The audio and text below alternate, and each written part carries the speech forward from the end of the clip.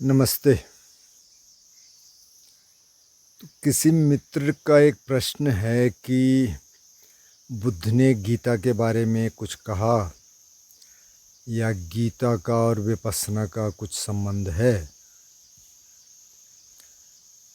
और उन्होंने कहा कि एक आचार्य हैं, वो कहते हैं कि गीता ही सब कुछ है और कोई ज़रूरत नहीं है, और ध्यान को कि वो स्कैम मानते हैं, जो कहते हैं ध्यान करने की ज़रूरत नहीं है। तो आपका क्या कहना है इस पे? तो, तो बुद्ध ने तो गीता के बारे में कुछ नहीं कहा। बुद्ध के टाइम पे जो 6 प्रोमिनेंट स्कूल थे, मतलब बुद्धिज़्म के अलावा 6 और स्कूल थे, जिनमें महावीर जैन का स्कूल था, उनको निघंटनाथ पुत्र कहते हैं उसमें, पाली कैनन में। उसके अलावा संजय बलाति पुत्र थे, जिनके पास पहले सारिपुत्र और मोगलान दोनों इनके पास थे पहले। बाय द वे, इनका मानना ये था कि कुछ नहीं है, कुछ आगे पीछे कुछ नहीं होता है, कोई कर्म का फल नहीं होता है, जो करना है कर लो। आजीवक थे मकली गौशाला, जो कहते थे कि नियतिवाद, मतलब कि पहले से लिखा है, आप कुछ कर ही नहीं सकते। कर ही नहीं सकते तो आप करो, मतलब जो मर्जी करो, कुछ नहीं होता। पुराण कश्यप थे, दो और थे स्कूल। ये 6 प्रोमिनेंट स्कूल थे, लेकिन और भी छोटी छोटी शाखाएं थी। वैदिक ट्रेडिशन थे, और 3 वेदों की बात है, चौथे वेद की बात नहीं है। तो कहा जाता है कि ऋग्वेद, यजुर्वेद और सामवेद, ये 3 वेद थे। अथर्ववेद को बाद में लिखा गया। तो अगर अथर्ववेद उस समय मतलब बोला जाता होगा, लिखा तो मतलब बहुत बाद में गया, पर ये मौखिक परंपराएं थी। तो इसका मतलब जब अथर्ववेद के बनने की प्रक्रिया थी, तो उसी समय फिर उसके बाद शायद ये वेदांत भी आए होंगे, जो उपनिषद हैं। पुराण तो बहुत बाद की बात है। और 3 वेदों के ज्ञाताओं से बुद्ध के बहुत सारे डायलॉग हैं। बुद्ध ने खुद वेद पढ़े थे। महावीर जैन की टीचिंग्स की बहुत बात होती है, जो मिलती जुलती है, उसकी बात होती है। जैसे अहिंसा उसमें से है, सारे शीलों का पालन वो भी करते हैं, बल्कि इनसे ज़्यादा वो करते हैं। तो गीता की तो कहीं बात है नहीं। तो उससे पहले कि गीता के बारे में कुछ और बात करें, और जिन आचार्य का आपने बताया, अच्छा किया आपने नाम नहीं बताया, कि वो कह रहे हैं कि ध्यान तो स्कैम है, गीता पढ़ लो। तो ये देख लेते हैं कि गीता में ध्यान के बारे में क्या है। जो 6ठा अध्याय है, आत्मसंयम अध्याय, उसमें 47 श्लोक है, सारे ध्यान के बारे में है। मैं 2-3 पढ़ लेता हूँ आपको, ताकि आपको अंदाज रहे। जो सुनने वाले हैं, जिनको पता नहीं है, बहुतों को तो पता होगा, जिनको पता नहीं है। तो एक 11वां श्लोक है, जिसमें कृष्ण कह रहे हैं, कृष्ण और अर्जुन का ही संवाद है। शुचो देशे प्रतिष्ठाप्य स्थिरम आसनम आत्मनः नात्युच्छित्रं नात्युनीचं चैलाजिन कुशोत्तरम। मतलब कि बिल्कुल साफ ज़मीन पे आप पहले कुशाग्रास बिछाओ, जो कांस की घास होती है, यहाँ भी होती है, कुरुक्षेत्र वाले इलाके में और होती होगी। और उस पर मृगछाला और कपड़ा बिछाओ। आसन को न तो बहुत ऊंचा करना है, न बहुत नीचा करना है, उस पे बैठ के आपको ध्यान करना है। इससे अगला श्लोक है, ततैकाग्रम मनः कृत्वा यत चित्तेन्द्रियक्रियः उपविश्यासने युञ्जात योगमात्म विशुद्धिये। कि उस आसन पर बैठ के चित्त और इंद्रियों की क्रियाओं को वश में करके, मतलब चित्त को भी वश में करना है, क्रियाओं को भी वश में करना है, और एकाग्र होके अंतःकरण की शुद्धि करता है, योग का अभ्यास करता है। योग का मतलब ध्यान, योग का मतलब ध्यान, जो पतंजलि कहते हैं ना, योग चित्त वृत्ति निरोधा, मतलब चित्त वृत्तियों का निरोध, जबकि सारे थॉट खत्म हो जाएं, सारे इमोशन खत्म हो जाएं और सिर्फ आप मन रह जाए, उसको योग कहते हैं। तो योग का मतलब ध्यान है। अच्छा, एक और है कि नाट्य सत्यस्तु योगस्ति न चैकांत मनश्चतः न चाति स्वप्नशीलस्य जागृते न नैव चार्जुन। हे अर्जुन की योग न तो बहुत खाने वाले के लिए, न बहुत कम खाने वाले के लिए, न बहुत सोने वाले के लिए, न बहुत कम सोने वाले के लिए, मतलब सोना भी है, तभी तो सारे मिडल पाथ की बात हो रही है, मध्यम मार्ग की। इसी से मिलता जुलता है, जिसको कि बाय द वे ये टर्मिनोलॉजी बिल्कुल बुद्ध ने भी यूज की है। युक्त आहार विहारस्य युक्त चेष्टस्य कर्मसु युक्त स्वप्न व बोधस्य योगो भवति दुःखः। युक्त मतलब कि न तो बहुत ज़्यादा न बहुत कम, मध्यम मार्ग। युक्त आहार विहार, खाना भी ठीक हो, न तो बहुत ज़्यादा हो न बहुत कम हो, सोना भी ठीक हो, न तो बहुत कम हो न बहुत ज़्यादा हो, एक्सरसाइज भी हो, वो भी न बहुत ज़्यादा हो न बहुत कम हो, सोना भी बहुत ज़्यादा नहीं बहुत कम नहीं। और इस तरीके से फिर ध्यान करके वो अपने दुखों से बाहर निकल जाता है कि और आनंद में जीता है। अब ऐसे बहुत सारे श्लोक हैं, एक मैं और पढ़ लेता हूँ। प्रशांत मनसंज्ञोनम योगरंग सुखमुत्तमं उपैति शांत रजसं ब्रह्म भूतम कल्पशम। मतलब कि इस तरह से अपने मन को एकदम शांत कर लेता है, ये सारे बता के, और उससे आगे भी है डायलॉग। योगी के अपने को बिल्कुल सुख में स्थापित कर देता है, क्योंकि सब रजगुण भी चला गया, तमस गुण भी चला गया, सिर्फ सत्व गुण रह गया। मतलब राग द्वेष चले गए, सिर्फ राग द्वेष के विहीन है, सिर्फ सात्विकता है, उस आनंद में जीता है। कि अब इसमें जो टर्मिनोलॉजी है उसमें ब्रह्म भी है, आत्मा भी है, परमात्मा भी है, बुद्ध की टर्मिनोलॉजी है नहीं। तब पहले तो उन आचार्य को पूछना चाहिए कि भाई आप अगर ये ध्यान स्कैम है तो फिर तो गीता सबसे बड़ी स्कैम हो गई, क्योंकि इसमें तो सारा योग की बात है। ये चैप्टर तो खास तौर पे ध्यान का है, जो छठा अध्याय है। लेकिन और अध्यायों में भी अब कर्म योग है, भक्ति योग है, तो सब में योगी योग है गीता में। तो फिर तो सबसे बड़ा स्कैम तो ये हो गया।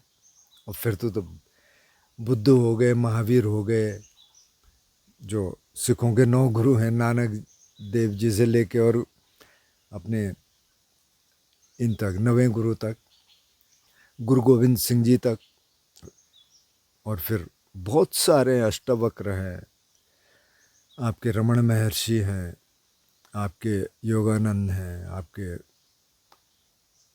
परमहंस जी हैं, जो विवेकानंद जी के गुरु विवेकानंद हैं।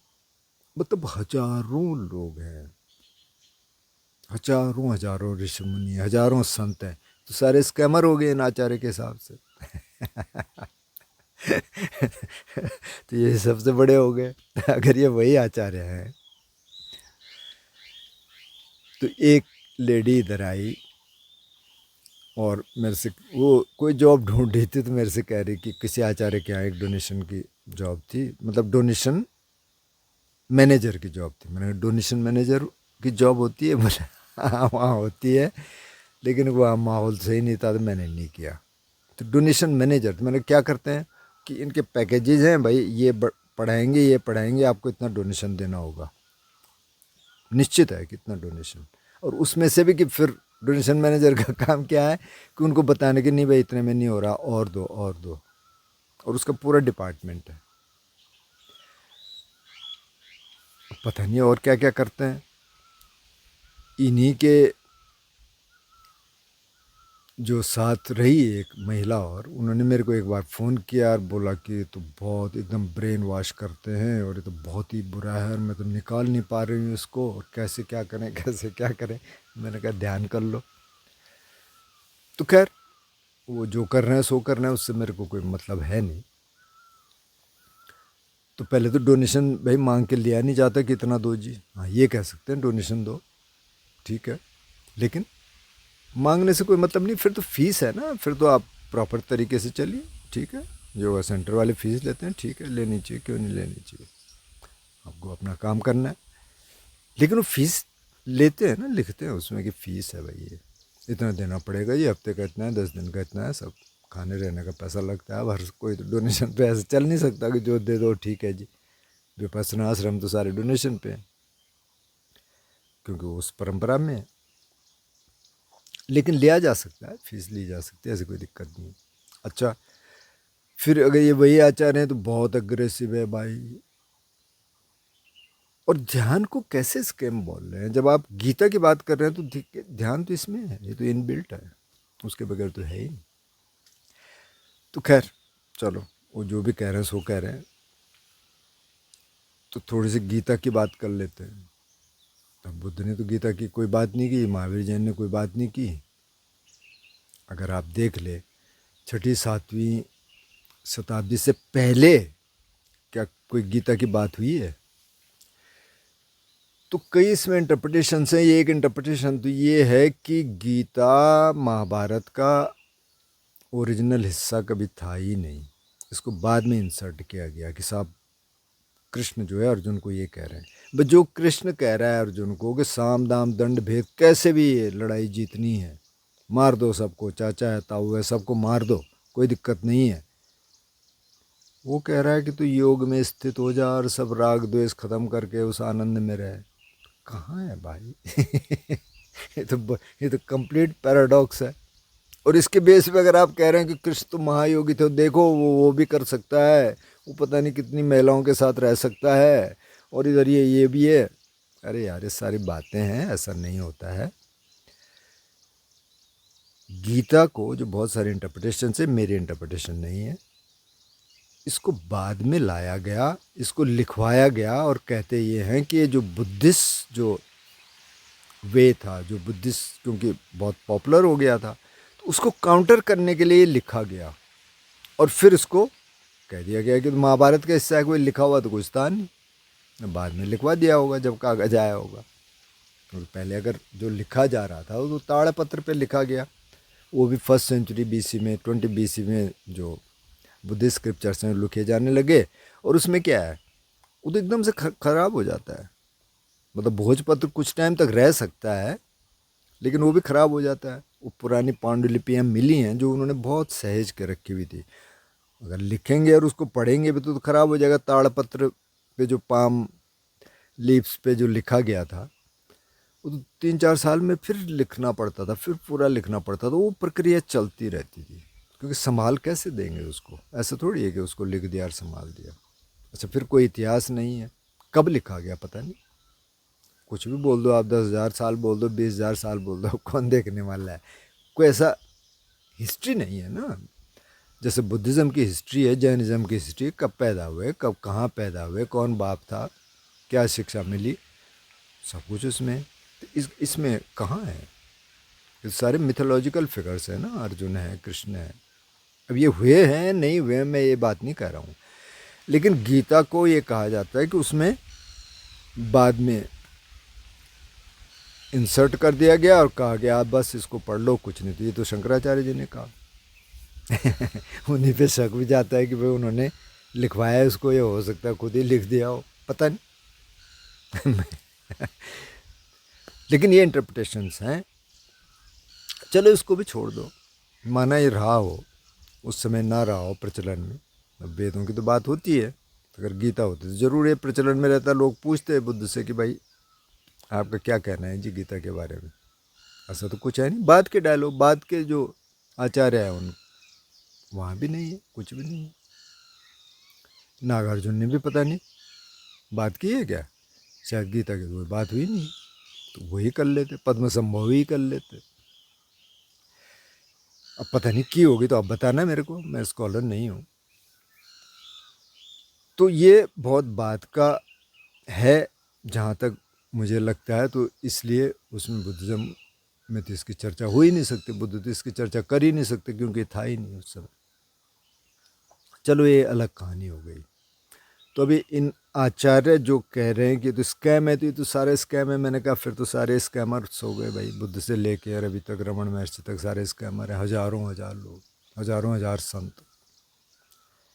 फिर भी लोग इनके पास जाते हैं, इनके पीछे घूमते हैं, क्योंकि जिनको ध्यान नहीं करना है तो उनके लिए बहुत अच्छा है, हाँ जी हाँ कुछ नहीं होता है, हम बस ये पढ़ लेंगे, तो वही पढ़ लेंगे गीता को इस अध्याय को भी तो पढ़ा होगा, तो उन्होंने ये अध्याय नहीं किया होगा, क्योंकि जब ध्यान ही नहीं करना है तो ये अध्याय क्यों पढ़ेंगे, वो तो वही बताएंगे जो उनको सूट करता है। इसमें तो बहुत श्लोक है, तो अगर तो लोग पढ़ेंगे तो फिर वो पूछेंगे, सवाल पूछेंगे। अच्छा, वो ऐसे सवाल भी नहीं पूछ सकते आप उनसे, उस सवाल पूछने के लिए भी उस तरह का माहौल चाहिए, पहले से तय होता है, ऐसे नहीं कि जो मर्जी जाके वहाँ कुछ भी पूछ ले, ऐसा नहीं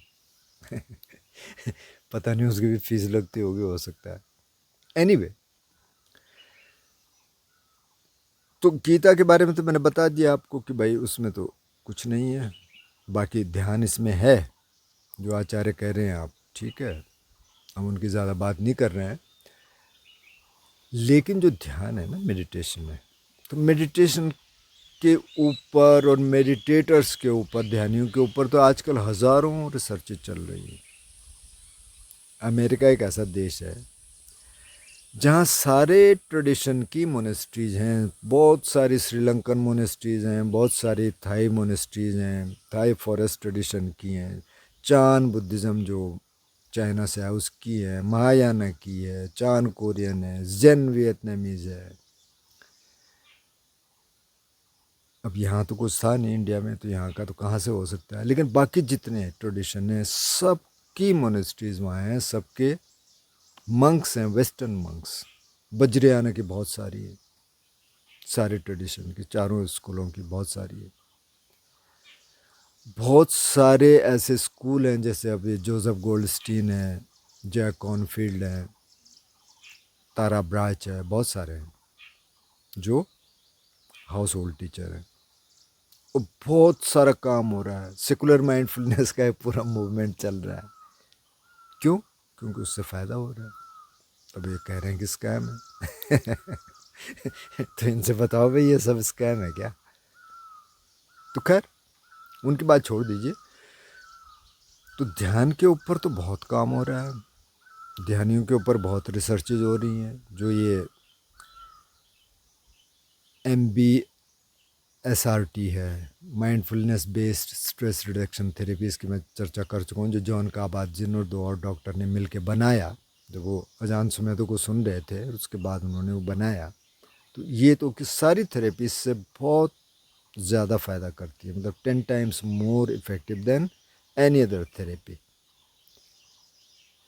तो भाई ये तो अब बोलते हैं ना कि प्रत्यक्षम किम प्रमाणम, ये तो प्रत्यक्ष है, ध्यान तो प्रत्यक्ष है। अब वो भी छोड़ दीजिए, आप कर रहे हैं क्या? तो अगर आप नहीं कर रहे हैं तो आप करना शुरू कर दीजिए 10 मिनट, अगर 10 मिनट भी की अगर ध्यान करें, आप गूगल से पूछ लीजिए, तो भी आपको बहुत फ़ायदे होंगे। तो जो कह रहे हैं ठीक है, उनको अपना संप्रदाय चलाना है, अपना अपना स्कूल चलाना है। अब उनको तो कि लोग कहते हैं कि ये तो दूसरे कृष्ण हैं किसी ने मेरे से कहा कि हाँ वो तो ये कहते हैं कि ये तो कृष्ण के अवतार हैं। ये भाई कुछ टाइम बाद आप भी सुन लेंगे कृष्ण के अवतार हैं कि नहीं है। तो बहुत कुछ कहा जाता है, क्या कहते हैं, क्या कह सकते हैं हम लोग लेकिन ध्यान का तो ये है ना, बुद्ध ने कहा ए ही पस्सिको, आओ और देखो, और क्या देखो, मतलब put it on the test, पहले तो सीखो ध्यान करना, फिर देखो आपकी ज़िंदगी में फ़ायदा कर रहा है कि नहीं। तो कहानी तो घूम फिर के वहाँ आ जाती है कि भाई आप ध्यान करिए, आप देखिए कौन आचार्य क्या कह रहे हैं, हम किस किस को क्या कहेंगे। और तो आपने सवाल पूछ लिया, तो इसलिए जितना मेरे को पता है मैंने बता दिया। गीता से भी मैंने इसलिए बता दिया कि भाई इसमें तो ध्यान ध्यान ही ध्यान है। अब इसकी टर्मिनोलॉजी जैसे मैंने कहा कि भाई उसमें ब्रह्म भी है, आत्मा भी है, परमात्मा भी है, वो तो उन्होंने रखना ही था क्योंकि उनकी टर्मिनोलॉजी वही है। लेकिन एक तो महाभारत से कोई मेल नहीं खाता है, वहाँ उस लड़ाई झगड़े में ये कहाँ गीता आ जाएगी, योग कहाँ आ जाएगा उसमें। एक उससे मेल नहीं खाता कि वो कृष्ण एक ही थे, इसके भी और उसके भी। ये हो नहीं सकता है, मेरे हिसाब से तो नहीं हो सकता है। बाकी अब लोग तो इस पर इत्तेफाक नहीं करेंगे जो ये मानते हैं, लेकिन इसकी चर्चा कहीं नहीं है। ये 8वीं सेंचुरी के बाद आया, जब शंकराचार्य जी ने देखा कि अब वेदांत भी थोड़ा मुश्किल है, हर एक के बस का नहीं। उन्होंने कहा गीता ठीक है यार, इतना छोटी सी किताब है ये, बताओ ये है। और इसमें से भी वो कह रहे हैं कि ये तो स्कैम है, तो मतलब कई अध्याय आप निकाल देंगे। इसमें तो भक्ति योग भी है, कर्म योग भी है, ज्ञान योग भी है, ध्यान योग भी, सारे योग हैं इसमें। तो पता नहीं वो क्या सिखाते हैं उसमें से। तो एनीवे, इनसे ज़्यादा कोई मतलब नहीं है इन आचार्य का। लेकिन आप ध्यान के बारे में अगर जानना चाहते हैं, वैसे आप जानते भी होंगे, तो बहुत रिसर्च चल रही है, बहुत इससे फ़ायदा होता है। आप करके देखिए, आपकी ज़िंदगी ठीक हो जाएगी, थोड़ा शांति आएगी, स्ट्रेस लेवल कम हो जाएगा, आप ठीक तरीके से जी पाएंगे, माइंडफुल लिविंग में आप स्टेब्लिश हो पाएंगे अगर ध्यान करेंगे तो। अब ध्यान में सिर्फ बैठने वाला ध्यान नहीं है, जैसे हम बार बार कह रहे हैं। इसमें पहले तो शील है, 5 शील हैं। किसी प्राणी की हत्या नहीं करेंगे, चोरी नहीं करेंगे, व्यभिचार नहीं करेंगे, झूठ नहीं बोलेंगे, नशा नहीं करेंगे। फिर ध्यान आता है, प्रज्ञा को डेवलप करना है, ठीक तरीके से समाज में रहना है, ये सब कुछ आता है। तो आप करिए, इसमें बहुत रिसर्चेज हो रही हैं, कौन क्या कह रहा है ठीक है, लेकिन इसमें किसी स्क्रिप्चर्स में इसकी बात नहीं है। मुझे लगता है आपके सवाल का जवाब मिल चुका होगा। बाय द वे, अगर आपने ध्यान करना शुरू नहीं किया या जो सुन रहे हैं नहीं किया, तो इसमें बहुत सारे वीडियोज़ हैं ध्यान के। प्लेलिस्ट में जाएंगे, ध्यान में बहुत सारे वीडियोज़ हैं, आप शुरू कर दीजिए। बिगनर के लिए कुछ वीडियोज़ हैं, 10 मिनट भी आप अगर कंसिस्टेंटली करने लग गए, कंसिस्टेंसी बहुत ज़रूरी है। जैसे कुछ इस बीच कुछ लोगों से बातचीत हुई, बोले हम कंसिस्टेंसी नहीं रख पाते। तो ध्यान करने से भी कंसिस्टेंसी आएगी। अगर आप ये अधिष्ठान कर लें कि मेरे को 10 मिनट ध्यान करना ही करना है, तो जब करना ही करना है तो ये चीज़ और जगह भी जाएगी। 10 मिनट तो कुछ होता नहीं ज़्यादा, जो भी हो रहा है, कुछ भी हो रहा है, आप 10 मिनट बैठ जाओ, कुछ बात नहीं, चलने दो, जो चल रहा है चलने दो। रोज़ बैठेंगे तो फिर वो आपकी प्रैक्टिस में आएगा। तो आप ध्यान करिए, प्रश्न पूछते रहिए। अगर कुछ इसमें फॉलोअप क्वेश्चन करना है तो आप कर सकते हैं। नमस्ते।